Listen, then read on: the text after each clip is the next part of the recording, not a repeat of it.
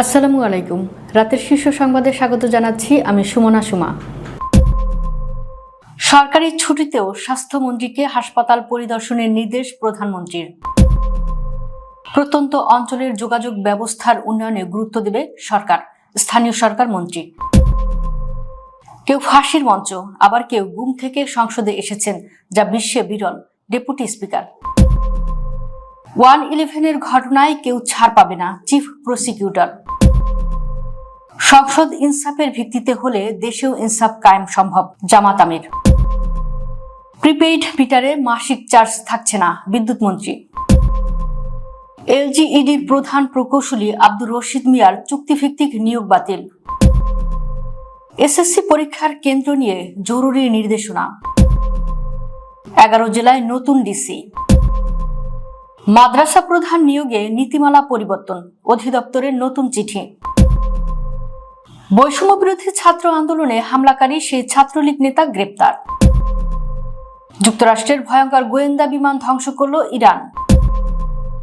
ইরানের ড্রোন ও ক্ষেপণাস্ত্র হামলার ছবি তুলে আমিরাতের 70 ব্রিটিশ নাগরিক গ্রেপ্তার। শুনছিলেন শিরোনাম, এবার বিস্তারিত। স্বাস্থ্যসেবা নিশ্চিতে সরকারি ছুটিতেও স্বাস্থ্যমন্ত্রীকে হাসপাতাল পরিদর্শনের নির্দেশ দিয়েছেন প্রধানমন্ত্রী তারেক রহমান। রোববার সকালে সরকারি দলের সংসদীয় সভায় প্রধানমন্ত্রী এ নির্দেশ দেন। এরপর বিকেল 3টায় প্রায় 13 দিন পর আবারও বসেছে ত্রয়োদশ জাতীয় সংসদের অধিবেশন। এ অধিবেশনকে সামনে রেখে সরকারি এবং বিরোধী দলীয় সংসদ সদস্যরা পৃথক পৃথক বৈঠকে বসেন। সরকারি দলের বৈঠকে জুলাই সনদ নিয়ে আলোচনা হয়েছে। বৈঠক শেষে এ ব্যাপারে চিফ হুইপ নুরুল ইসলাম মনি বলেন, আলোচনার মাধ্যমে সংবিধান সংশোধন সাপেক্ষে সবকিছু হবে। প্রত্যন্ত অঞ্চলের যোগাযোগ ব্যবস্থার উন্নয়নকে সরকার গুরুত্ব দেবে বলে জানিয়েছেন স্থানীয় সরকার ও পল্লী উন্নয়ন মন্ত্রী এবং বিএনপির মহাসচিব মির্জা ফখরুল ইসলাম আলমগীর। এক্ষেত্রে সরকার দুর্নীতিকে প্রশ্রয় দেবে না বলেও জানান তিনি। রবিবার বিকেলে জাতীয় সংসদে এনসিপির সদস্য সচিব আক্তার হোসেনের এক প্রশ্নের জবাবে তিনি কথা বলেন। মির্জা ফখরুল বলেন, উন্নয়নের নামে ফ্যাসিবাদ সরকার মেগা প্রজেক্টে চরম দুর্নীতি করেছে। অন্তর্বর্তী সরকারের সময়ও উপদেষ্টারা নিজ নিজ এলাকায় ফান্ড নিয়েছে। উত্তরাঞ্চল বঞ্চিতই রয়ে গেছে উল্লেখ করে স্থানীয় সরকার ও পল্লী উন্নয়ন মন্ত্রী বলেন, তাই দুর্নীতিকে প্রশ্রয় না দিয়ে আগামী দিনে প্রত্যন্ত অঞ্চলের যোগাযোগ ব্যবস্থার উন্নয়নকে গুরুত্ব দেওয়া হবে। কেউ ফাঁসির মঞ্চে, আবার কেউ গুম থেকে সংসদে, এমন ঘটনা বিশ্বে বিরল বলে মন্তব্য করেছেন deputy speaker barrister Kaiser Kamal. এ প্রসঙ্গে তিনি বলেছেন, আজকের সংসদ গতানুগতিক ধারার বাইরে এক ঐতিহাসিক সংসদ। এই সংসদে কেউ এসেছি ফাঁসির মঞ্চ থেকে, কেউ এসেছি গুম হওয়া থেকে, কেউ আবার কারাগারে দীর্ঘ জীবন কাটিয়ে মজলুম হয়ে সংসদে এসেছেন। এমন সংসদ আমাদের জাতীয় জীবনের ইতিহাসে আর কখনো দেখা যায়নি, এমনকি বিশ্বের বুকে বিরল। রবিবার বিকেলে ত্রয়োদশ জাতীয় সংসদের প্রথম অধিবেশনের মুলতবি বৈঠকে তিনি এসব কথা বলেন। ডেপুটি স্পিকার ব্যারিস্টার কায়সার কামালের সভাপতিত্বে বৈঠকটি শুরু হয়।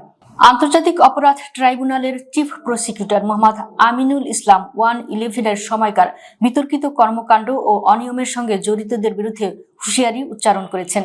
তিনি স্পষ্ট জানিয়ে দিয়েছেন, ওই সময়ে যারা ক্ষমতার অপব্যবহার করেছেন বা অপরাধে লিপ্ত ছিলেন, তারা যত বড় প্রভাবশালী হন না কেন, কাউকেই ছাড় দেওয়া হবে না। রবিবার সাংবাদিকদের তিনি বলেন, 1-11 ও পরবর্তী আওয়ামী লীগ সরকারের সময় মানবতা বিরোধী অপরাধের কর্মকাণ্ডের সঙ্গে জড়িত ছিল, যারা এদেশের গণতন্ত্র ও সুশাসন বিনষ্ট করার জন্য এবং আয়নাঘর্ষ নানা অপকর্মের সঙ্গে জড়িত ছিল, সেরকম দুজন কর্মকর্তার একজন মাসুদ উদ্দিন চৌধুরী এবং অন্যজন মামুন খালেদ। ইতিমধ্যে তারা গ্রেপ্তার হয়েছে এবং অন্য মামলায় পুলিশ হেফাজতে বা রিমান্ডে আছে। চিফ প্রসিকিউটর আরও বলেন, তাদের অতীতের বহু কর্মকাণ্ড আমাদের মানবতা বিরোধী অপরাধ হিসেবে সংজ্ঞায়িত অপরাধের মধ্যে পড়ে। সংসদ ইনসাফের ভিত্তিতে পরিচালিত হলে দেশেও ইনসাফ কায়েম করা সম্ভব হবে বলে মন্তব্য করেছেন জামাতে ইসলামীর আমির ডাক্তার শফিকুর রহমান। রবিবার জাতীয় সংসদে অধিবেশনের শুরুতে ডেপুটি স্পিকার ব্যারিস্টার কায়সার কামালের সূচনা বক্তব্যের পর তাকে শুভেচ্ছা জানিয়ে দেওয়া বক্তব্যে ডাক্তার শফিকুর একথা বলেন। সংসদ যেন দেশের সব কর্মকাণ্ডের কেন্দ্রবিন্দুতে পরিণত হয়, সেই আশাবাদ ব্যক্ত করে শফিকুর রহমান বলেন, এই চেয়ারটি ইনসাফের জন্য একটি অত্যন্ত গুরুত্বপূর্ণ চেয়ার। এই চেয়ার থেকে আপনি ডেপুটি স্পিকার ইনসাফের বার্তা দিয়েছেন যে আপনি নিরপেক্ষভাবে সবকিছু বিবেচনা করবেন। তার জন্য আমি আপনাকে আরেকবার অভিনন্দন জানাই। জামাত আমির বলেন, আমরা আপনাকে আশ্বস্ত করছি যে আপনার দায়িত্ব পালনকালে আমাদের পক্ষ থেকে সম্ভাব্য সকল পদক্ষেপে আমরা সহযোগিতা করে যাব ইনশাল্লাহ। বিদ্যুৎ গ্রাহকদের দীর্ঘদিনের ক্ষোভ ও অসন্তোষের অবসান ঘটিয়ে প্রিপেইড মিটারে মাসিক ভাড়া মিটার চার্জ প্রত্যাহার করার চূড়ান্ত সিদ্ধান্ত নিয়েছে সরকার। রোববার বিদ্যুৎ, জ্বালানি ও খনিজ সম্পদ মন্ত্রী ইকবাল হাসান মাহমুদ টুকু সাংবাদিকদের সাথে আলাপকালে এই তথ্য নিশ্চিত করেছেন। তিনি জানান, খুব দ্রুতই এই সিদ্ধান্ত কার্যকর হতে যাচ্ছে। মন্ত্রী বলেন, প্রিপেইড মিটারের মাসিক চার্জ নিয়ে গ্রাহকদের মাঝে দীর্ঘদিন ধরেই এক ধরনের অস্বস্তি ও অসন্তোষ বিরাজ করছিল। বিষয়টি আমরা নিবিড়ভাবে পর্যবেক্ষণ করেছি।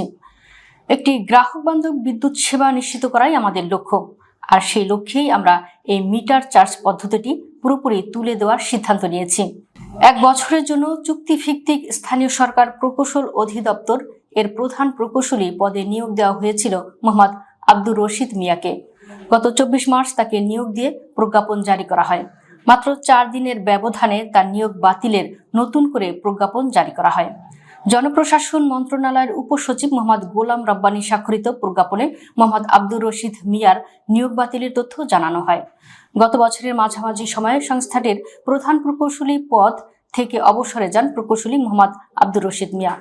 সংশ্লিষ্ট পদে থাকাকালে শীর্ষ দুর্নীতিবাজ কর্মকর্তা হিসেবে পরিচিত ছিলেন। তার বিরুদ্ধে 300 কোটি টাকার অবৈধ সম্পদ অর্জনের অভিযোগ তদন্ত করছিল দুদক। সরকারের অন্যতম প্রধান কমিটমেন্ট হলো দুর্নীতির টুটি চেপে ধরা, অর্থাৎ দুর্নীতি দমন করা। এই নিয়োগের সঙ্গে সঙ্গে স্থানীয় সরকার খাত ছাড়াও প্রশাসন সহ বিভিন্ন মহলে তোলপাড় শুরু হয়। সরকারের ভাবমূর্তি মারাত্মকভাবে ক্ষুণ্ণ হয়। স্থানীয় সরকার মন্ত্রণালয়ের মন্ত্রীর দায়িত্বে আছেন দীর্ঘ রাজনৈতিক জীবনের ক্লিন ইমেজের অধিকারী বিএনপির মহাসচিব মির্জা ফখরুল ইসলাম আলমগীর। তিনি জানতেন না এই নিয়োগের কোনো তথ্য। আসন্ন মাধ্যমিক স্কুল সার্টিফিকেট, এসএসসি ও সমমান পরীক্ষা 2026 সুষ্ঠু, সুন্দর ও নকলমুক্ত পরিবেশে অনুষ্ঠানের লক্ষ্যে কেন্দ্র সচিব সহ মাঠ পর্যায়ে সংশ্লিষ্টদের প্রতি বিশেষ নির্দেশনা দিয়েছে সরকার। নির্দেশনা মোতাবেক প্রতিটি পরীক্ষা কেন্দ্র সহ কেন্দ্রের প্রতিটি কক্ষে সিসিটিভি ক্যামেরা স্থাপন নিশ্চিত করা হবে। রবিবার 29 মার্চ মাধ্যমিক ও উচ্চশিক্ষা মাউসি অধিদপ্তর সংক্রান্ত নির্দেশনা জারি করে। গত 25 মার্চ শিক্ষা মন্ত্রণালয়ে অনুষ্ঠিত সভায় এ সিদ্ধান্ত নেওয়া হয়। আগামী 21 এপ্রিল মঙ্গলবার থেকে সারা দেশে মাধ্যমিক স্কুল সার্টিফিকেট, এসএসসি ও সমমান পরীক্ষা অনুষ্ঠিত হতে যাচ্ছে। আসন্ন পরীক্ষায় যে কোনো ধরনের অনিয়ম প্রতিরোধে সরকার শূন্য সহনশীলতা, জিরো টলারেন্স নীতি গ্রহণ করেছে। মন্ত্রণালয়ের সিদ্ধান্তের আলোকে পরীক্ষা সুষ্ঠু, সুন্দর ও নকলমুক্ত পরিবেশে অনুষ্ঠানের লক্ষ্যে সব কেন্দ্র সচিব সহ মাঠ পর্যায়ে সংশ্লিষ্ট কর্মকর্তাদের আবশ্যিকভাবে নির্দেশনা প্রতিপালন করার জন্য অনুরোধ জানানো হয়। 11 জুলাই নতুন জেলা প্রশাসক ডিসি নিয়োগ দিয়েছে সরকার। জেলাগুলো হলো রাজশাহী, চুয়াডাঙ্গা, খুলনা, মাদারীপুর, ব্রাহ্মণবাড়িয়া, চাঁদপুর, হবিগঞ্জ, নরসিংদী, মেহেরপুর, লালমনিরহাট ও বান্দরবান। রোববার এসব জেলায় নতুন ডিসি নিয়োগ দিয়ে প্রজ্ঞাপন জারি করেছে জনপ্রশাসন মন্ত্রণালয়। জনপ্রশাসন মন্ত্রণালয়ের উপসচিব কাজী তৌহিদুল ইসলামকে রাজশাহীতে, স্বরাষ্ট্র মন্ত্রণালয়ের উপসচিব লুৎফুন নাহার চুয়াডাঙ্গায়, মাধ্যমিক ও উচ্চশিক্ষা বিভাগের উপসচিব হুরে জান্নাত খুলনায়, অর্থ বিভাগের উপসচিব মর্জিনা আক্তার মাদারীপুরে, সরকারি প্রিন্টিং প্রেসের উপপরিচালক উপসচিব মোহাম্মদ আবু সাইদ ব্রাহ্মণবাড়িয়ায় এবং জ্বালানি ও খনিজ সম্পদ বিভাগের উপসচিব আহমেদ জিয়াউর রহমান চাঁদপুরের ডিসি হিসেবে নিয়োগ পেয়েছেন। এছাড়া মন্ত্রিপরিষদ বিভাগের উপসচিব জিএম সরফরাজকে হবিগঞ্জে, শ্রম ও কর্মসংস্থান মন্ত্রণালয়ের উপসচিব ইশরাত জাহান কেয়াকে নরসিংদী, সংস্কৃতি বিষয়ক মন্ত্রণালয়ের উপসচিব শিল্পী রানী রায়কে মেহেরপুরে, বিদ্যুৎ উন্নয়ন বোর্ডের উপসচিব মোহাম্মদ রাশেদুল হক প্রধানকে লালমনিরহাটে এবং ভূমি ব্যবস্থাপনা অটোমেশন প্রকল্পের উপপ্রকল্প পরিচালক উপসচিব মোহাম্মদ সানাউল ফেরদৌসকে বান্দরবানের জেলা প্রশাসক করা হয়েছে। বেসরকারি শিক্ষা প্রতিষ্ঠান, মাদ্রাসা, জনবল কাঠামো ও এমপি নীতিমালা 2026-এ পরিবর্তন এনেছে সরকার। নতুন সিদ্ধান্ত অনুযায়ী মাদ্রাসার শীর্ষ পদে অধ্যক্ষ, উপাধ্যক্ষ, সুপারিনটেন্ডেন্ট ও সহকারী সুপারিনটেন্ডেন্ট নিয়োগ পেতে এখন থেকে ন্যূনতম 18 বছরের শিক্ষকতার অভিজ্ঞতা থাকতে হবে। রবিবার মাদ্রাসা শিক্ষা অধিদপ্তরের ওয়েবসাইটে প্রকাশিত এক চিঠিতে এ তথ্য জানা যায়, যা সব বেসরকারি মাদ্রাসার অধ্যক্ষ, সুপার ও ইবতেদায়ী প্রধানদের পাঠানো হয়েছে। মাদ্রাসা শিক্ষা অধিদপ্তরের চিঠির সঙ্গে সম্প্রতি প্রকাশিত কারিগরি ও মাদ্রাসা শিক্ষা বিভাগের এ সংক্রান্ত পরিপত্র সংযুক্ত করে দেওয়া হয়েছে। বৈষম্য বিরোধী ছাত্র আন্দোলনে প্রকাশ্যে হামলাকারী নিষিদ্ধ ঘোষিত ছাত্রলীগ নেতা ফয়সাল মাতুব্বরকে গ্রেপ্তার করেছে পুলিশ। রোববার দুপুরে মাদারীপুর থেকে তাকে গ্রেপ্তার করা হয়।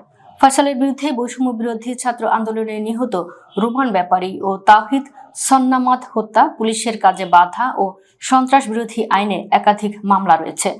এর আগেও তাকে গ্রেপ্তার করা হয়, কিন্তু জামিনে এসে পুনরায় সন্ত্রাসী কর্মকাণ্ড করায় ফের গ্রেপ্তার করা হয়। যুক্তরাষ্ট্রের বিমান বাহিনীর একটি বিশেষ গোয়েন্দা বিমান হামলা চালিয়ে ধ্বংস করে দিয়েছে ইরান।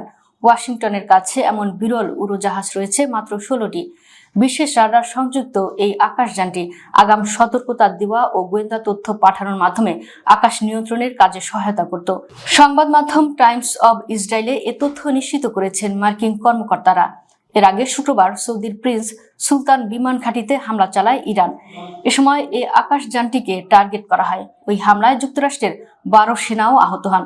এছাড়া একই হামলায় কয়েকটি রিফুয়েলিং বিমানও ধ্বংস হয়।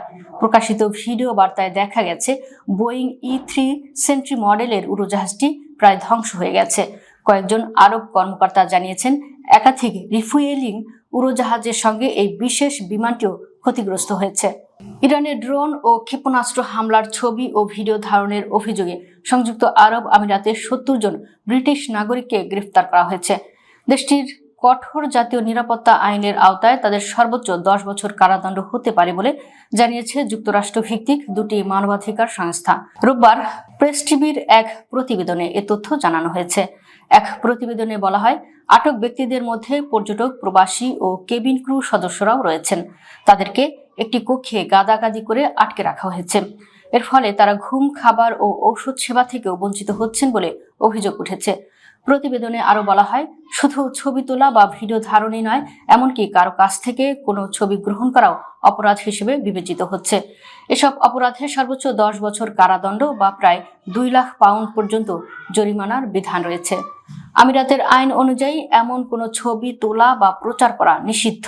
দর্শক, ভিডিওটি শেষ পর্যন্ত দেখার জন্য আপনাকে অসংখ্য ধন্যবাদ। নিত্য নতুন ভিডিও পেতে আমাদের ইউটিউব চ্যানেলটি সাবস্ক্রাইব করুন এবং নিয়মিত নোটিফিকেশন পেতে বেল বাটনটি ক্লিক করুন। আমাদের ফেসবুক পেজটি ফলো করুন। এছাড়াও আমাদের ভিডিও লাইক, কমেন্ট ও শেয়ার করুন। আল্লাহ হাফেজ।